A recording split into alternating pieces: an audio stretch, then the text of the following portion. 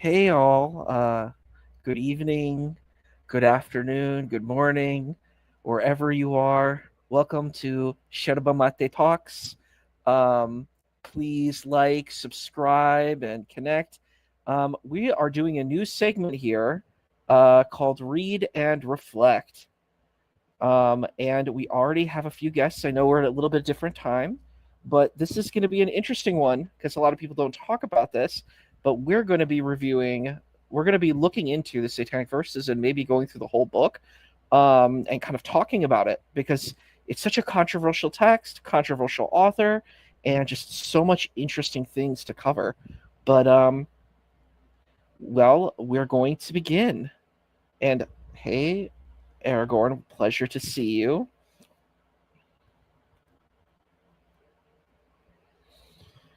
And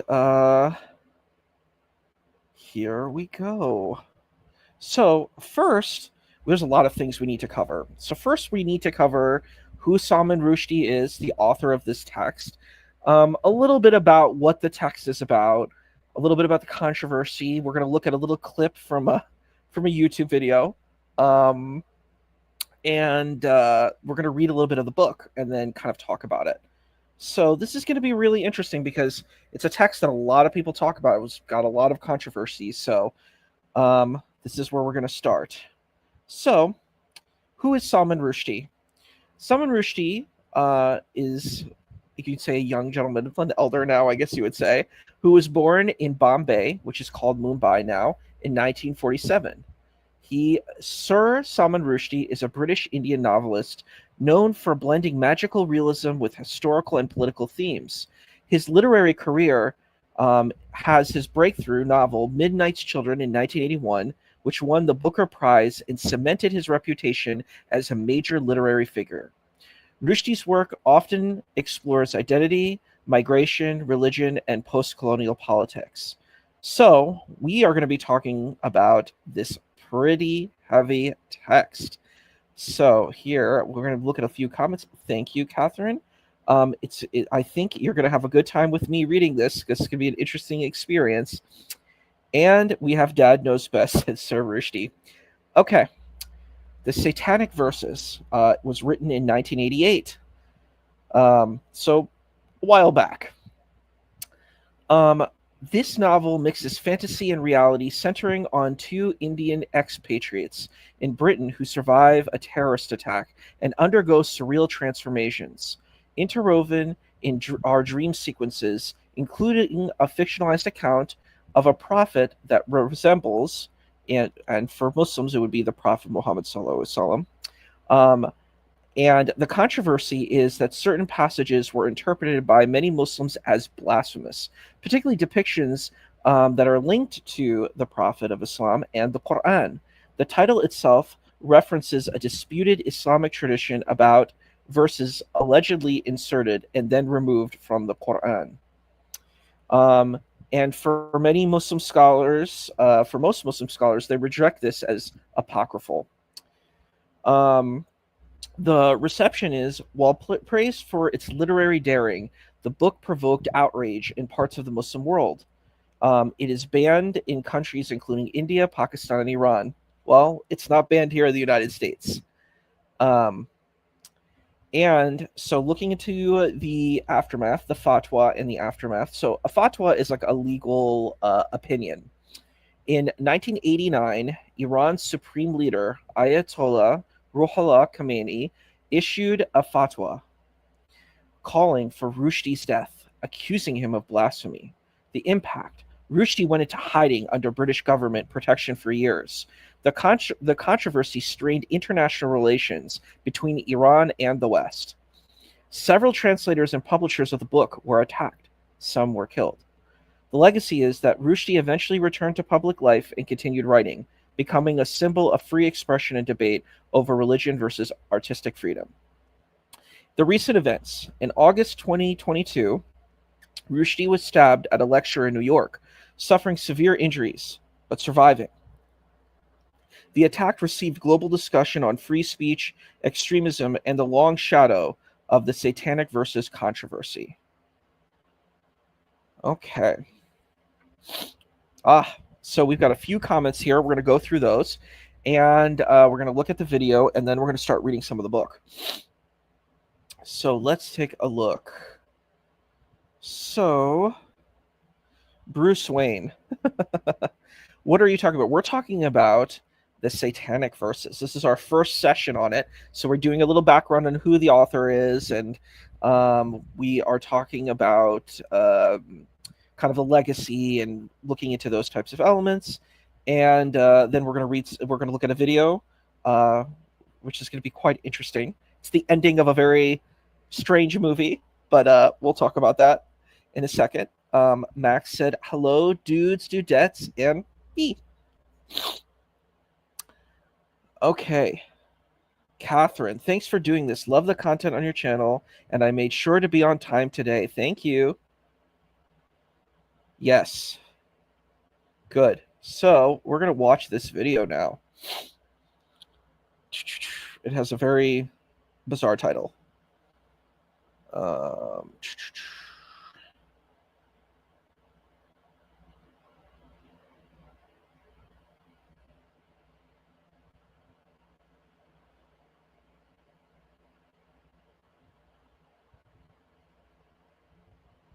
see if this works.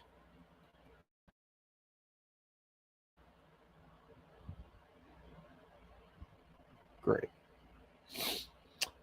Oh no, I might have to quit and reopen. Stay here, folks. This is important because I need to be able to share. I guess it's just I didn't have this before, so just stay with me.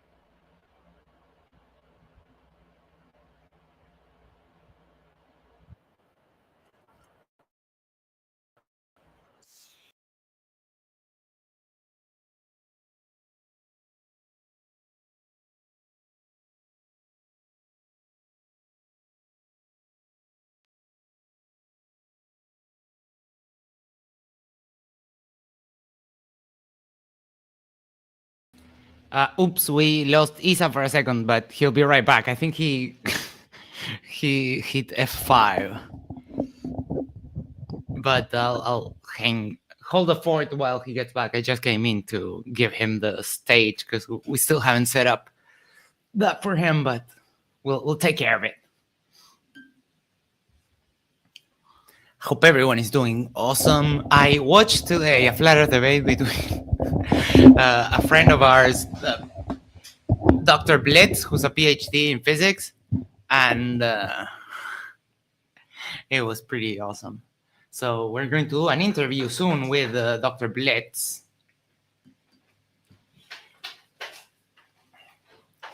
Let me check.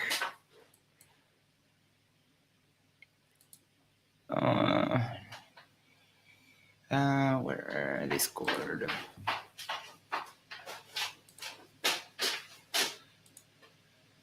There. Sorry, small technical issue. I had to. No problem. I came in just to leave you the stage. Appreciate you, brother. Let's get the things back up. Okay, so basically this one is wild, what I'm going to show you. And then I'm going to bring the book back up. Here, now let's share the screen.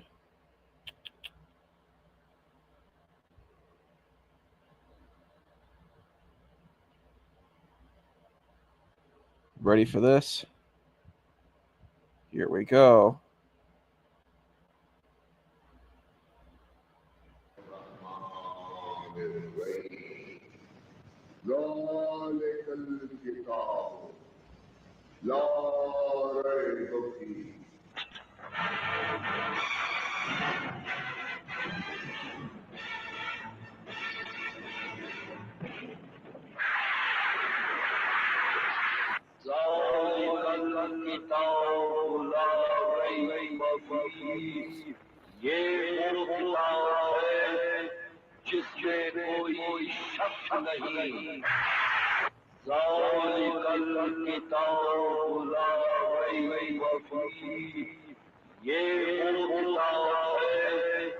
जिसमें कोई शक नहीं। वेखले मजूद ए होइए कुरान पाक मान ले ये साल कल किताबों लाराए बफिए ये शक्की हुई हो किताब जिते शक की कोई गुंजाइश नहीं। मन ले शैतान के कलाम पाक का मुहाफिज खुद खुदा है। आज तेरी मौत हर मुनकरे रसूल ले इबरत बन जाएगी।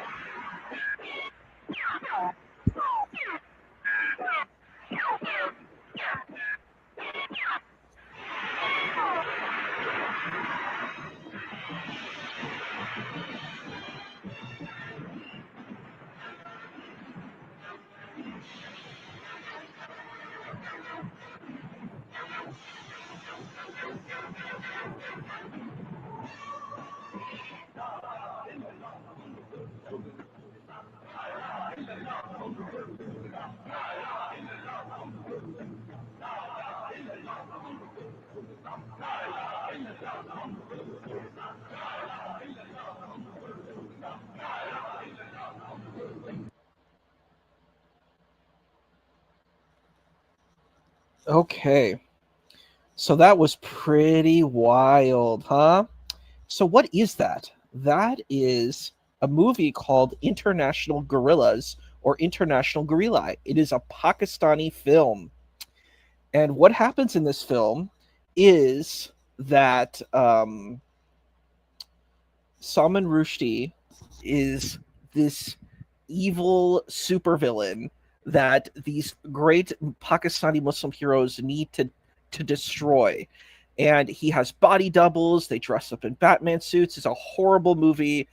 Anybody who knows like the most worst horrible movie lists, that movie's on it. And that's the ending scene is that they need to go and destroy Salman Rushdie. Utterly ridiculous, utterly insane, but that's the kind of impact people felt. And you know what the wild thing is? None of these people read the book. They just heard the satanic verses and they don't have anything deeper than that. So before we go into the book, we're going to look at some of the comments. Yeah, so basically at the end of that clip, that's the ending of the movie, saving you from seeing the rest of it. It's pretty horrible. But if you want to watch a train wreck, then that's a movie to see. So yes, those are the Quran. There's several Qurans on the Quran holders, and they're shooting lasers at Salman Rushdie, and that's what happened to Salman Rushdie.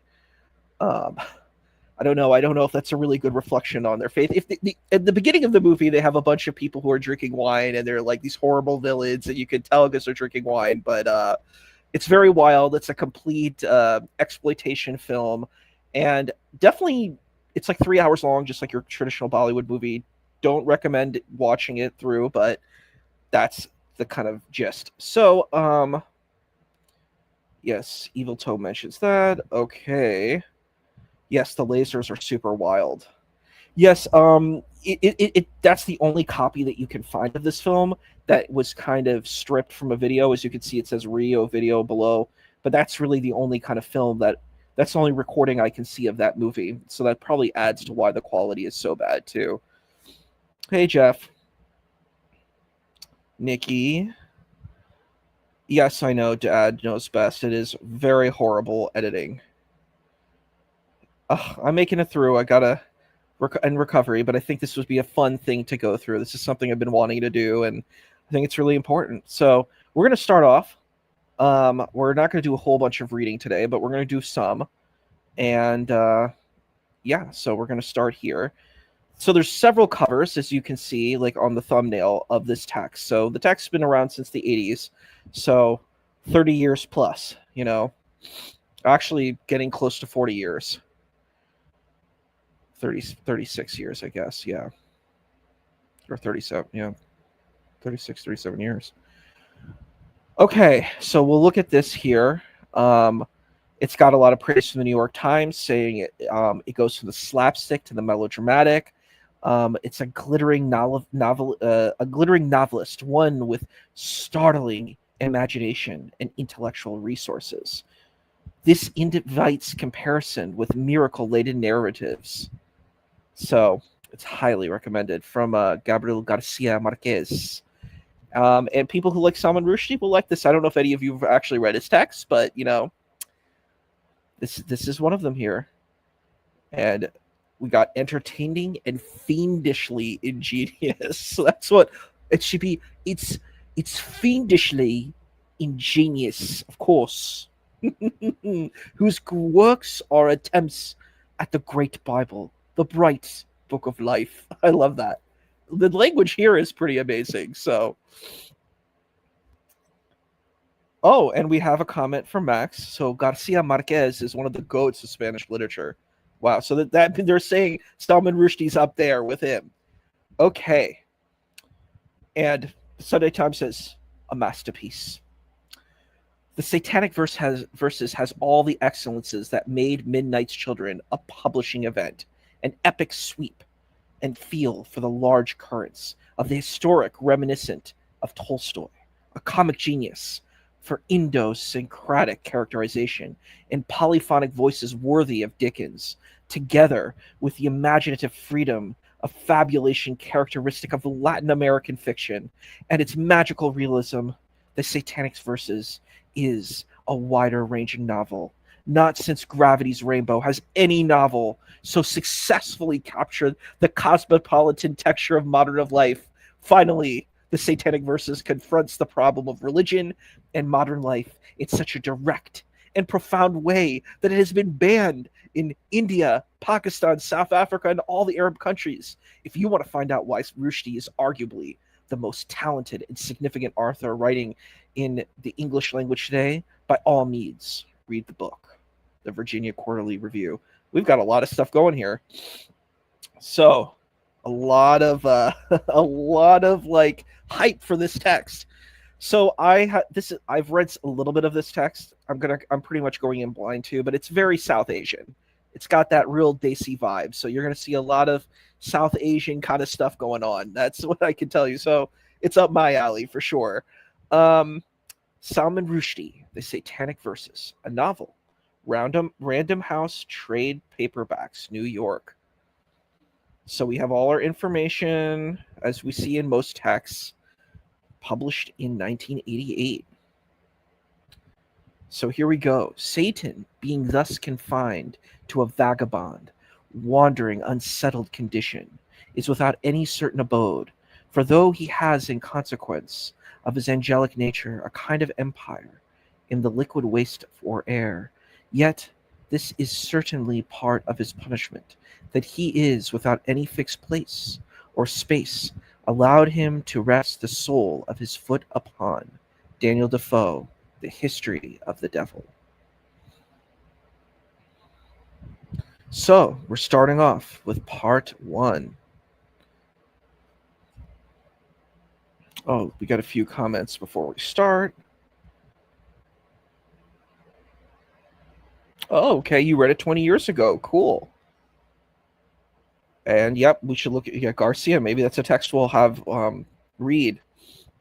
I think we talked about love in the time of cholera. That's interesting. In our Tell Me That Story. This is kind of this is a part of that. This is like a spin-off of Tell Me That Story. Here we go. Part 1, The Angel Jibril. To be born again, sang Jibril Farishta, tumbling from the heavens.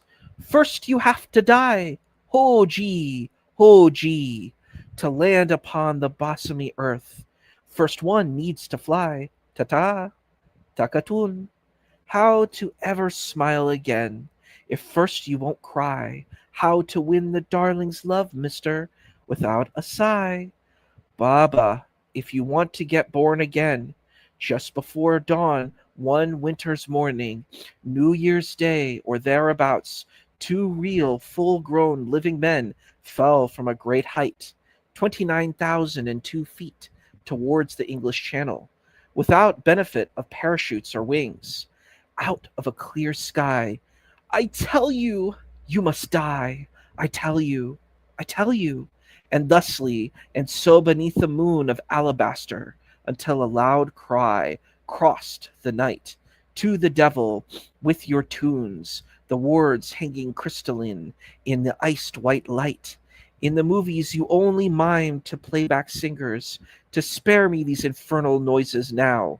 Jibril, the tuneless soloist, had been cavorting in moonlight.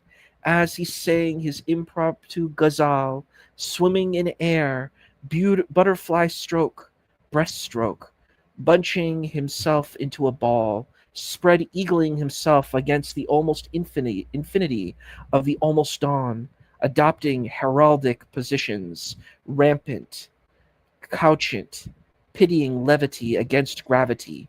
Now he rolled happily towards the sardonic voice. Oh hey, Salad Baba, it's you, too good. What ho, oh chunk, at which the other, a fastidious shadow, falling headfirst in a grey suit, with all the jacket buttons done up, arms by his sides, taking for granted the improbability of the bowler hat on his head, pulled a nickname hater's face. Hey, Spoono. Hey, Spoono, Jibril yelled, eliciting a second inverted wince. Proper London by. Here we come. Those bastards down there won't know what hit them. Meteor or lightning or vengeance of God. Out of thin air, baby. Dorum wum nah. What an entrance you are. I swear. Splat. Out of the thin air, a big bang followed by falling stars, a universal beginning, a miniature echo of the birth of time. The jumbo jet, Boston Flight AI 420, blew apart without any warning, high above the great rotting, beautiful snow white illuminated city, Mahogany, Babylon, Alphaville. But Jibril has already named it. I mustn't interfere. Proper London, capital of Villette, winked, blinked, nodded in the night, while at Himalayan height a brief and premature sun burst into the powdery January air. A blip vanished from radar screens, and the thin air was full of bodies descending from the Everest of the catastrophe to the milky paleness of the sea. So, yeah, this is pretty heavy. I'm just seeing if there's any comments. Okay. We're going to continue. Who am I? Who else is there? The aircraft cracked in half. A seed pod giving up its spores. An egg yielding its mystery. Two actors prancing. Jibril and a Buttony. And Buttony pursed Mr. Saladin Chamka, fell like tidbits of tobacco from the broken old cigar. Above, behind, below them, in the void, there hung reclining seats, stereophonic headsets, drinks, trolleys, motion discomfort receptacles, disembarkation cards, duty-free video games, braided caps, paper cups, blankets, oxygen masks. So, just to share a little bit, to make it a little bit clear, Jibril is like the angel Gabriel, and Farishta is like it's an Urdu Farsi word that means angel. So it's actually saying like Gabriel angel. It's kind of cool.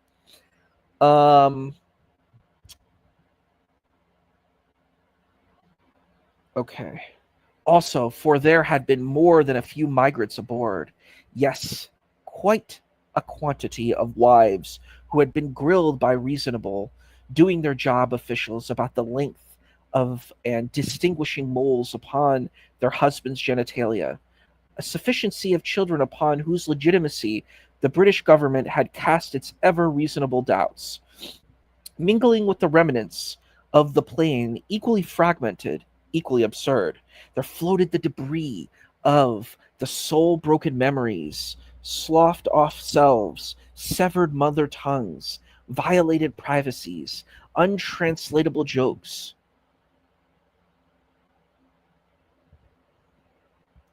Extinguished futures, lost loves, the forgotten meaning of hollow booming, words of booming words, land, belonging, home, knocked a little silly by the blast. Jibril and Saladin plummeted like bundles dropped by some carelessly open, beaked stork. And because Chamka was going down head first, the recommended position for babies entering the birth canal, he commenced to feel a low irritation at the other's refusal to fall in plain fashion. Saladin nosedived while Farishta embraced air, hugging it with his arms and legs, a flailing, overwrought actor without techniques of restraint. Below, cloud covered, awaiting their entrance, the slow congealed currents of the English sleeve, the appointed zone of their watery reincarnation. Oh, my shoes are Japanese, Jibril sang, translating the old song into English in semi-conscious deference to the up-rushing host nation. These trousers, English, if you please, on my head, red Russian hat. My heart's Indian for all that. Okay, I have to show you this. This is something for non-South Asians. This is like something that you have to watch. I'm going to share this with you because you probably have never seen anything like this. So I knew exactly what he was talking about. Here, let's see if we can find it. Let's see. It's a very cute song. We'll just do the first lyric. Ugh. All right, I'm going to mute.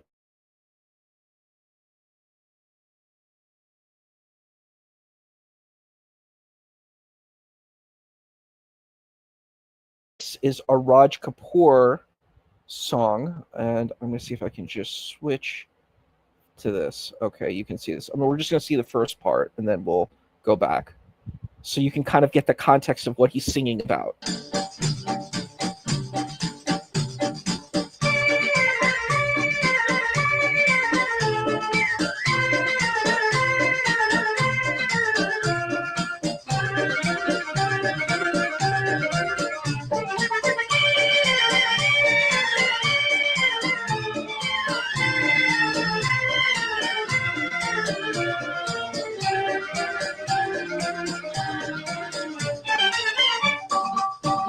मेरा जूता है जापानी ये पतलून इंग्लिस्तानी sir पे लाल टोपी रूसी फिर भी दिल है हिंदुस्तानी मेरा जूता है जापानी ये पतलून इंग्लिस्तानी सर पे लाल टोपी रूसी फिर भी दिल है हिंदुस्तानी मेरा जूता है जापानी. Okay. So that's literally that's what is being sung in Hindi. So he's saying my pants are from Japan, right? And let's go back to this. Oops.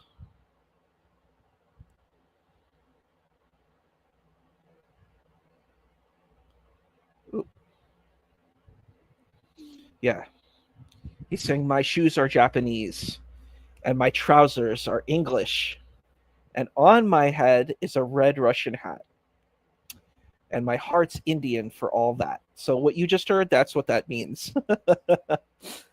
The clouds were bubbling up towards them, and perhaps it was on account of the great mystification of cumulus and cumulonimbus, the mighty rolling thunderheads, standing like hammers in the dawn. Or perhaps it was the singing, the one busy performing, the other booing the performance, or their blast delirium that spared them full foreknowledge of the imminent. But for whatever reason, the two men, Jibril Saladin, Farishta Chamka, condemned to this endless but also ending angelic devilish fall, did not become aware of the moment at which the process of their transmutation began. Mutation? Yes, sir, but not random. Up there in the air space, in that soft, imperceptible field which had been made possible by the century, and which thereafter made the century possible, becoming one of its defining locations, the place of movement and of war, the planet shrinker and power vacuum, most insecure and transitory of zones, illusory, discontinuous, metamorphic. Because when you throw everything up in the air, anything becomes possible way up there. At any rate, changes took place in delirious actors that would have gladdened the heart of old Mr. Lamarck. Under extreme environmental pressure, characteristics were acquired. What characteristics? Which? Slow down. You think. Creation happens in a rush. So then, neither does revelation. Take a look at the pair of them. Notice anything unusual? Just two brown men, falling hard. Nothing so new about that. You may think climbed too high, got above themselves, flew too close to the sun. Is that it? That's not it. Listen. Mr. Saladin Chamka, appalled by the noises emanating from Jibril Farishta's mouth, fought back with verses of his own. What Farishta heard wafting across the improbable night sky was an old song too, lyrics by Mr. James Thompson, 1700 to 1748. At heaven's command, Chamka caroled through lips, turned jingoistically red, white, and blue by the cold, arose from the azure main. Farishta, horrified, sang louder and louder of Japanese shoes, Russian hats, and violently subcontinental hearts, but could not still Salahadin's wild recital, and guardian angels sung the strain. Let's face it was impossible for them to have heard one another, much less conversed, and also competed thus in song, accelerating towards the planet, atmosphere roaring around them. How could they?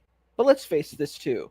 They did. Down, down, down they hurtled, and the winter cold frosting their eyelashes and threatening to freeze their hearts was on the point of waking them from their delirious daydream. They were about to become aware of the miracle of singing, the rain of limbs and babies, of which they were a part, and of the terror of the destiny rushing at them from below. When they were drenched and instantly iced by the degree zero boiling of the clouds. So, what's really kind of interesting about this, we'll take a little break and then we'll continue going forward, is what's interesting is we see a lot of different things. We see conceptions of English folk, like the English culture, South Asian culture. So it's really interesting that a lot of people have so much contempt for this text, but they haven't even really read it. It's really talking about, Salman Rushdie's own. Okay, I'm gonna make sure to share that. Thanks. Salman Rushdie's own kind of engagement with his own identities, being South Asian, coming from a Muslim background.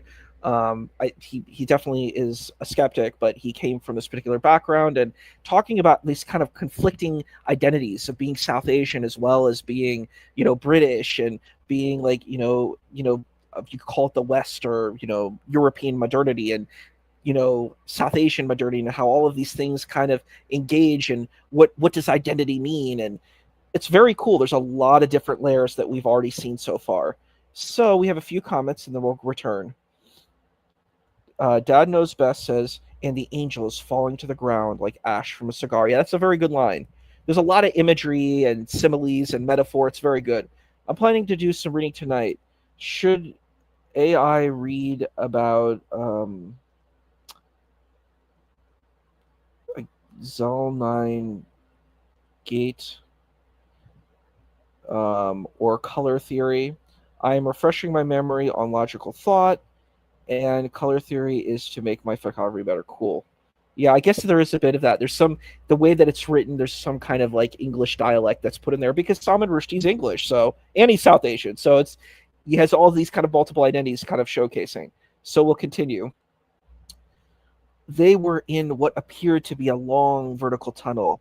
Chamka Prim, rigid and still upside down, saw Jibril Farishta in his purple bush shirt coming, swimming towards him across that cloud-walled funnel, and would have shouted, "Keep away! Get away from me!" except that something prevented him. The beginning of a little fluttery, screamy thing in his intestines. So instead of uttering words of rejection, he opened his arm, and Farishta swam into them until they were embracing head to tail, and the force of their collision sent them tumbling end over end, performing their Germanic cartwheels all the way down along the hole that went to Wonderland.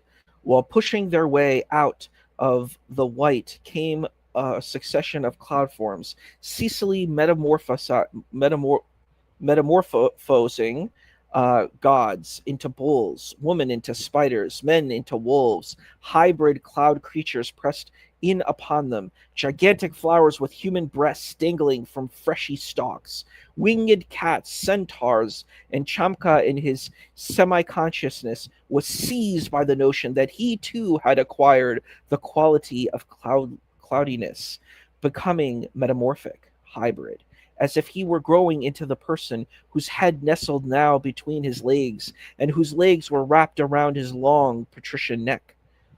So Rushdie's pulling out a lot of tricks here. He's pulling out a lot of tricks. He brought out, he brings out his knowledge of mythology, and he's talking about different kinds of cloud forms. And really, all that we've read are these two men are falling out of the sky. And he's used a lot of flowery language, a lot of literary techniques to basically just explain these two men who have fallen out of the sky. One who's Jibril and the other who's Salahuddin. So pretty interesting so far. This person had, however, no time for such high falutions, was indeed incapable of faluting at all.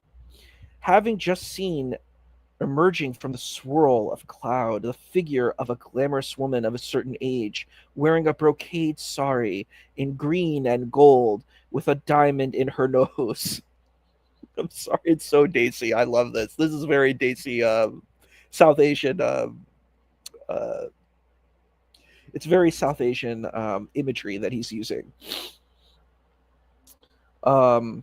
In her nose, lacquer, defending her high coiled hair against the pressure of the wind. At these altitudes, as she sat equably upon a flying carpet, Rekha, merchant, Jibril greeted her. You couldn't find your way to heaven, or what? Insensitive words to speak to a dead woman. You couldn't find your way to heaven, or what? Insensitive words to speak to a dead woman. But his concussed, plummeting condition may be offered in mitigation. Chamka, clutching his legs, made an uncomprehending query. What the hell? You don't see her? Jibril shouted. You don't see her goddamn Bokhra rug? No, Gibo. Her voice whispered in his ears. Don't expect him to confirm. I am strictly for your eyes only. Maybe you are going crazy. What do you think? You Namakul?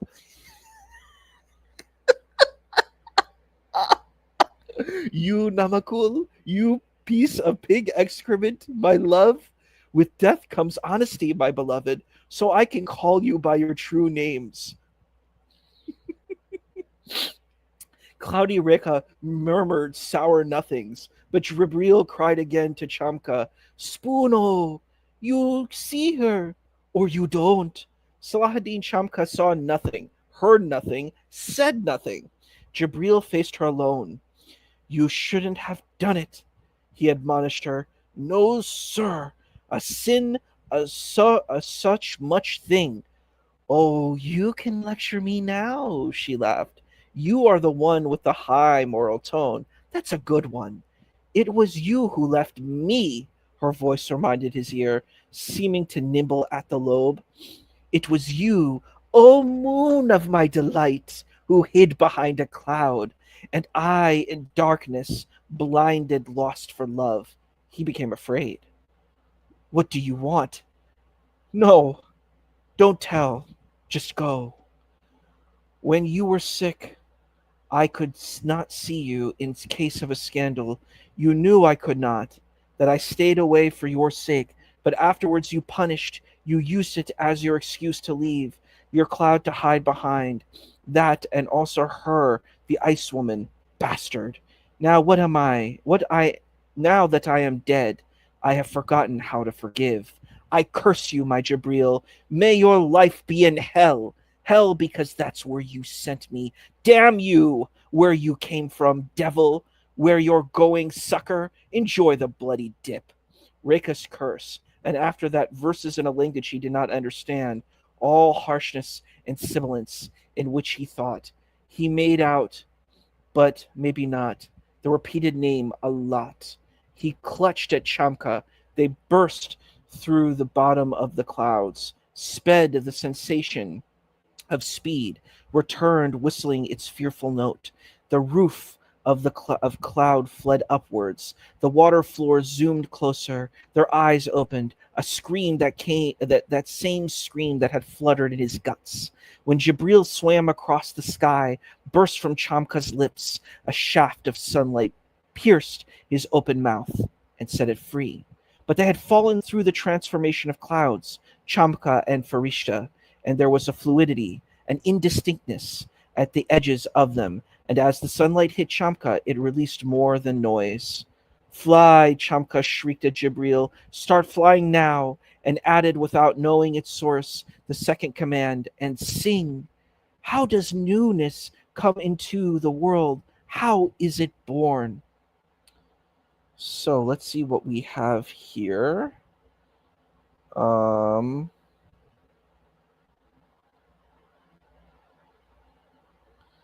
Oh yes, if you want to join sometime, we could do that. We're going to be reading the entire book, so yeah, that might be fun to have that. Hello everyone. You're scared. You're having fun. Yes. Yeah, we're going to be doing the entire book, so yeah, we can definitely have readers come in and read if they want to come. I do not mind that at all. It allows more. I like communal reading, actually.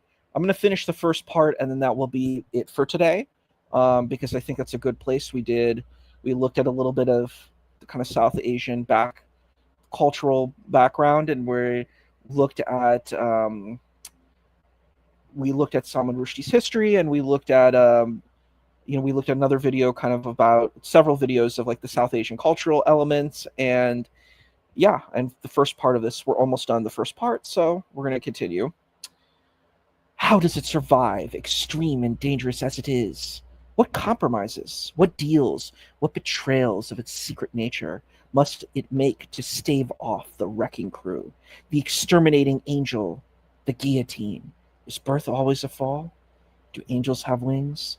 Can men fly?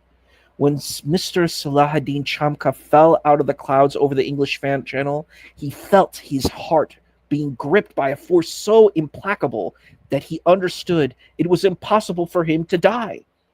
Afterwards, when his feet were once more firmly planted on the ground, he would begin to doubt this, to ascribe the implausibilities of his transit to the scrambling of his perceptions by the blast, and to attribute his survival, his and Jabril's, to blind, dumb luck. But at the time, he had no doubt. What had taken him over was the will to live, unadulterated, irresistible, pure. And the first thing it did was inform him that it wanted nothing to do with his pathetic personality, that his half reconstructed affair of mimicry and voices, it intended to bypass all that, and he found himself surrendering to it. Yes, go on, as if he were a bystander in his own mind, in his own body, because it began in the fly. Chamka shrieked at Jabril, "Start flying now!" And he added, without knowing its source, and the second command, and sing. How does newness come into the world? How is it born? Of what fusions, translations, conjoinings is it made? How does it survive extreme and dangerous as it is? What compromises, what deals, what betrayals of its secret must it make to stave off the wrecking crew?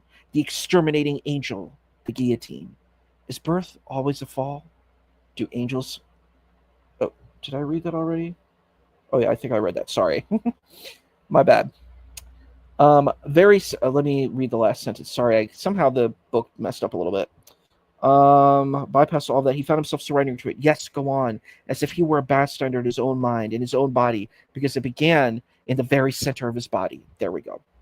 And spread outwards, turning his body to iron, changing his flesh to steel, except that it also felt like a fist that enveloped him from the outside, holding him in a way that was both unbearably tight and intolerably gentle, until finally it had conquered him totally and could work his mouth, his fingers, whatever it chose. And once it was sure of domination, it spread outward from his body and grabbed Gabriel Farishta by the balls.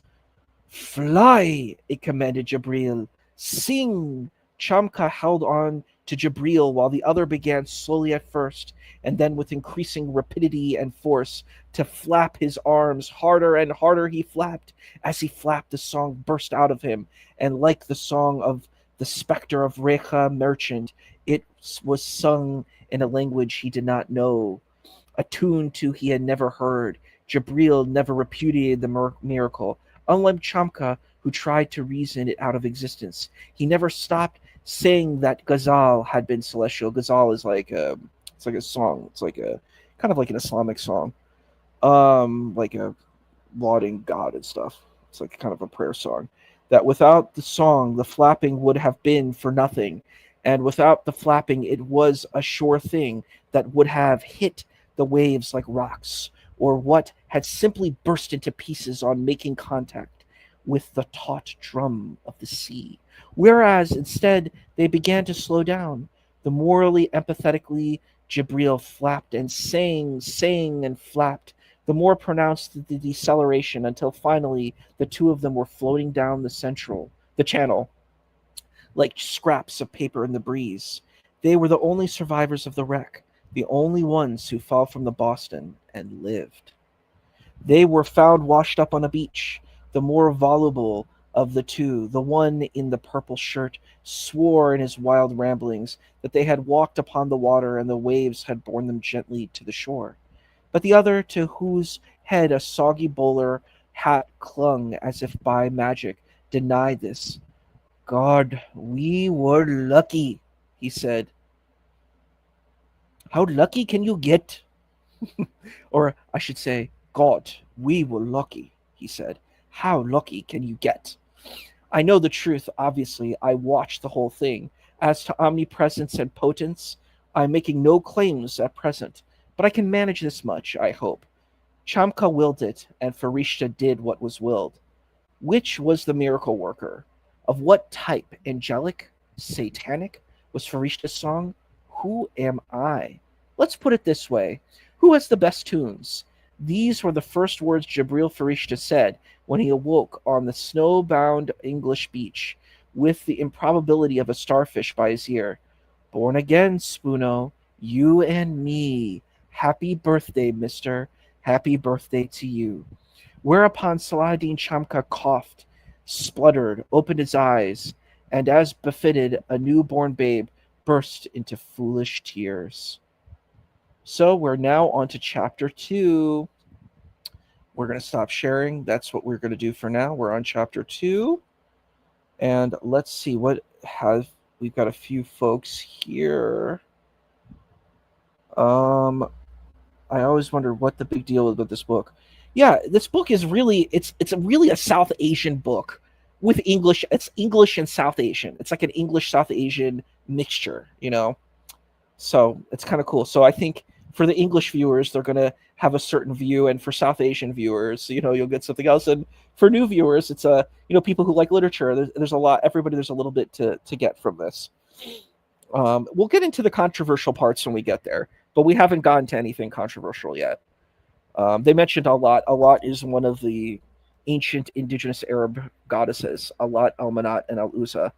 So, and in the Arab tradition, the little that we know, Allah was the father, not Allah of this. Allah is a word that means the God, but that concept of what Allah was in the indigenous Arab tradition was They had 3 daughters, Allah, Al-Manat, and Al-Uzza.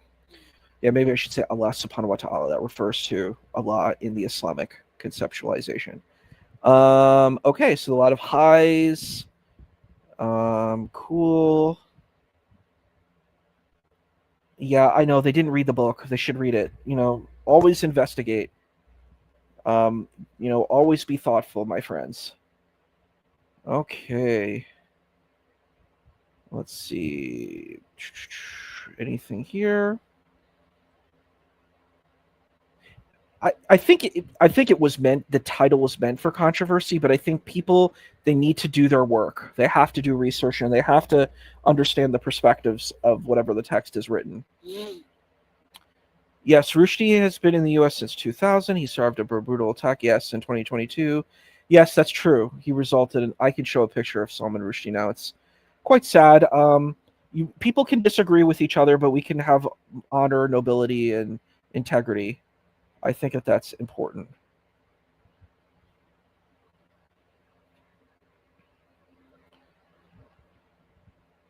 Let me share the screen so you can see who our author looks like if you're not familiar. Very South Asian man. This is a very clearly a South Asian man here.